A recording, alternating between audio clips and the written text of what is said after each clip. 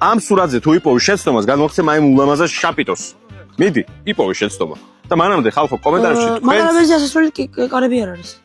კარები და ის არის. იქნება იქით ამ მხრიდანაა კარები. ეგ რანაირი შეცდომა? შეცდომა უნდა იპოვო, რაც არ არის იმას მოეძე. შეცდომა იპოვე. მანამდე დაწერეთ აუცილებლად კომენტარებში, სად არის შეცდომა. მე ვიპოვე სხვას შორის სად არის შეცდომა, ძალიან მარტივად. აქ შუქი რატოა? ხო. აბა სად აქვს შუქი?